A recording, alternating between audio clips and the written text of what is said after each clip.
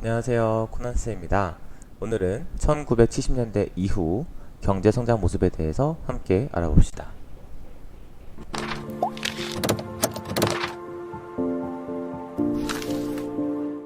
우리 지난 시간에는 1960년대까지의 경제 성장 모습에 대해서 함께 알아봤고요. 박정희 대통령의 경제개발 5개년 계획 얘기를 함께 해봤습니다. 오늘은 1970년대 이후의 경제 성장 모습을 알아볼 건데요. 일단은 그 전에 어떤 일들이 있었는지 국제적인 정세에 대해서 함께 보도록 하겠습니다. 1960년대 베트남 전쟁이 일어났고요. 베트남 전쟁은 북베트남과 남베트남 사이에서 일어난 전쟁입니다. 북베트남이 거의 남베트남을 먹어가고 있었어요.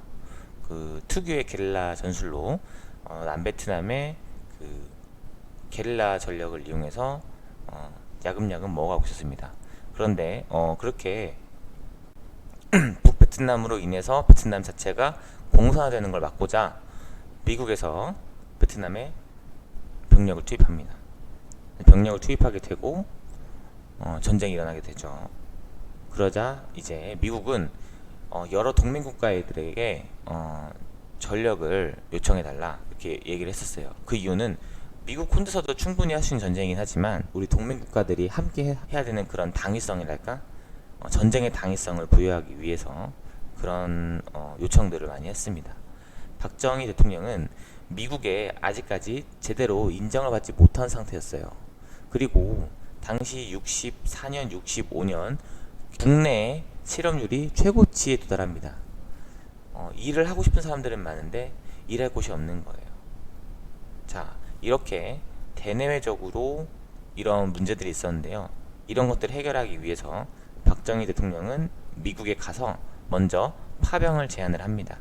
한국에서 병사들을 보내겠다 이렇게 제안을 하고, 처음에 미국은 그 제안에 대해서 머뭇거립니다. 하지만 65년쯤이 됐을 때 전세가 역전이 돼서 베트남 전쟁에 한국군이 필요하게 됩니다. 그래서 그때 파병을 하기 시작하죠. 자, 이런 식으로 파병을 합니다. 출처는 한국민족대백과 사전에서 나온 거고요. 자, 배를 타고 수많은 군인들이 가고요. 전역 군인, 군대를 갔다 온 사람들이 많이 갔어요. 군대를 갔다 온 사람들이 일자리를 위해서 취업의 개념으로 파병에 나갔습니다. 자, 또 이렇게 해병대의 모습을 볼 수 있겠죠. 자, 이런 식으로 우리가 베트남 전쟁에 파병을 해서 돈을 벌어오기 시작합니다. 그 전에, 베트남 전쟁 전에 우리나라가 경제적으로 조금 어느 정도 힘든 시기가 있었어요. 경공업 중심으로 개발하다 보니까 한계에 다다른 거죠. 근데 그 상황에서 돈이 너무 필요한 거예요. 뭔가를 짓고 싶은데 지을 수 있는 돈이 없고 해서 이제 일본과 한일 회담을 합니다. 한일 회담을 통해서 한일 협정을 맺게 됩니다. 이때 이 협정은 일본으로부터 경제 발전에 필요한 자금으로 5억 달러를 받게 됩니다. 하지만 이거는 그 정치인들끼리 협약을 한 거지, 일본이 우리나라에 저지른 만행에 대한 배상은 아니었어요. 그래서 지금 보면 식민지배 배상을 청구한 게 아니고, 이거는 한일 간의 양국 간 재정적인 문제, 채무 관계를 해결하기 위한 것이라고 다시 결론을 내렸습니다. 하지만 이때 일본은 아직까지도 이때 우리가 돈을 줬다, 그러니 위안부나 기타 다른 강제징용 문제들에 우리는 책임이 없다 라고 오리발을 내밀고 있는 상황입니다. 자, 그래서 이때 5억 달러를 받았어요. 1965년에 5억 달러를 받았습니다. 자, 교과서를 보겠습니다. 이렇게 해서 돈을 얻게 됩니다. 베트남 전쟁 그리고 한일 협정을 통해서 돈을 얻게 됩니다. 이 돈을 가지고 우리가 경제 성장을 하게 되는 거죠. 자, 1973년에 정부는 국가 경제를 획기적으로 발전시키려고 중화학공업 육성 계획을 발표했습니다. 중화학공업은 철, 배, 자동차 등 무거운 제품, 철강에 들어간 제품들을 이야기해요. 혹은 플라스틱, 고무 제품, 화학 섬유 제품, 중, 무겁고 화학, 높은 화학 성분이 있는 화학 섬유 제품들을 생산하는 산업을 중화공업이라고 합니다. 다양한 노력을 했어요. 철강, 석유, 화학, 기계, 조선, 전자 이렇게 있었죠. 자, 여기서 철강은 우리가 알 거예요. 철강은 석유, 화학은 우리 정유 이야기 했었죠. 정유 이야기를 했었고요. 기계 만드는 거. 조선은 무엇일까요? 이거는 배를 만드는 겁니다. 배를 만드는 것을 조선이라고 합니다. 자, 중화공업은 경공업보다는 많은 돈과 높은 기술력이 필요한 거예요. 우리 경공업은 사실 기술력은 별 필요 없고 경공업은 뭐가 중요해? 이거는 노동력이 중요합니다. 경공업은 손으로 하나하나 하는 거기 때문에 노동력이 중요합니다. 하지만 중화공업은 높은 기술력이 필요합니다. 이에 정부는 높은 기술력을 갖추려고 교육시설, 연구소 이런 것들을 설립을 했고요. 기업에 돈을 빌려줘서 각종 산업에 적극적으로 참여할 수 있도록 지원을 했습니다. 자, 이 아래 보면은 한국과학기술연구소가 있는데 지금 대전에 있는 카이스트를 얘기합니다. 이거를 얘기합니다. 카이스트. 자, 그 아래 울산 석유화학단지 건설 돈을 빌려서 건설을 많이 했어요. 자, 우리나라의 산업이 급격하게 성장하면서 제품을 만드는데 많은 재료가 필요했습니다.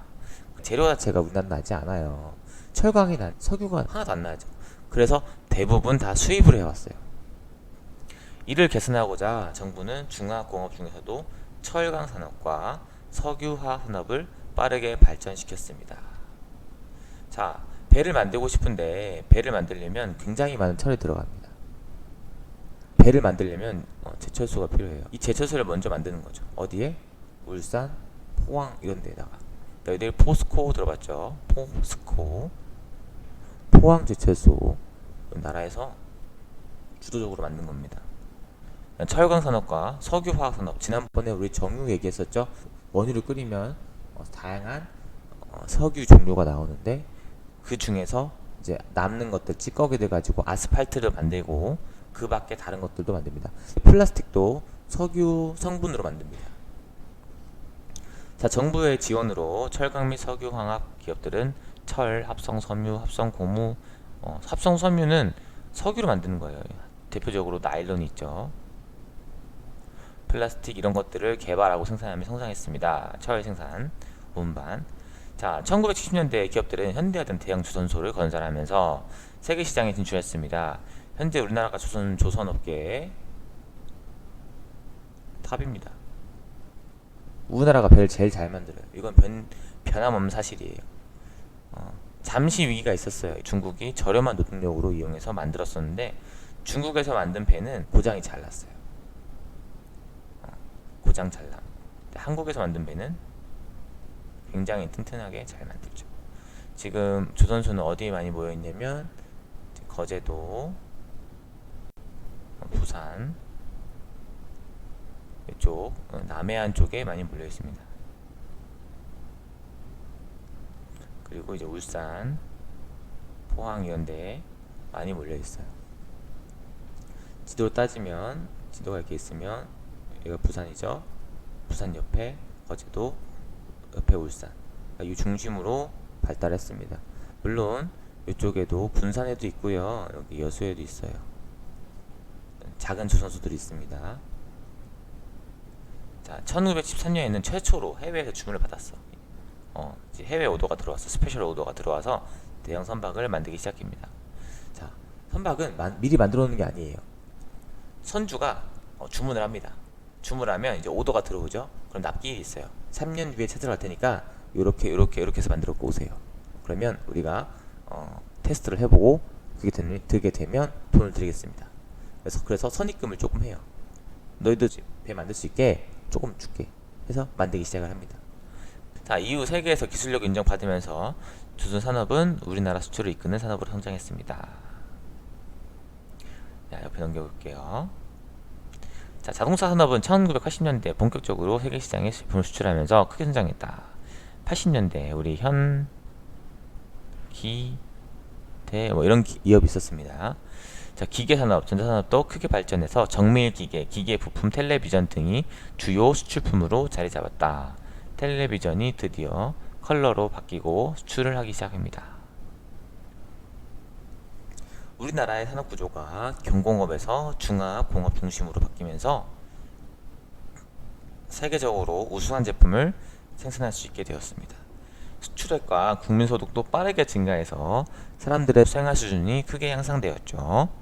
자, 우리 D그래프가 나왔네요. 경공업과 중화공업의 비율입니다.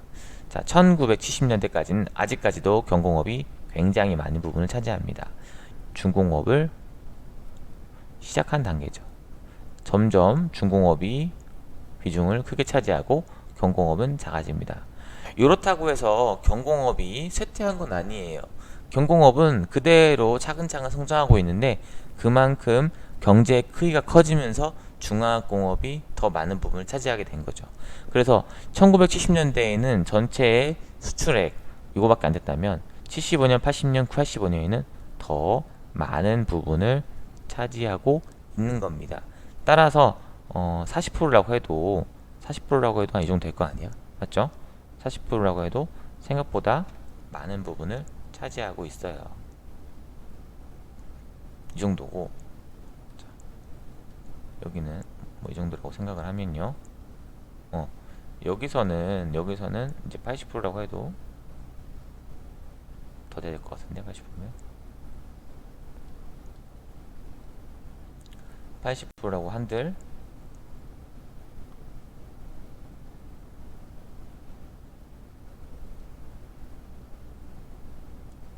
이거밖에 안 되는 거죠. 자, 85년에 있는 40%가 70년에 80%보다 더 양이 많을 수 있다. 실제로도 그렇다는 걸 꼭 알아야 합니다. 자, 수출액을 비교해 볼게요. 그렇죠? 사실 그림은 이렇게 그렸지만 더 심합니다. 몇 배입니까 이게? 835에서 6만 5천이 됐습니다. 곱하기 20배도 부족하죠. 6, 8, 87에 56, 88에 64. 80배 정도가 성장을 했습니다. 80배. 20년 동안 80배가 성장을 했죠. 대단하죠. 자, 1960년대에 발달한 경공업과 1970년대에 발달한 중화공업의 차이점을 이야기해 봅시다. 경공업은요, 노동, 집약적 산업입니다. 노동이 많이 필요하다.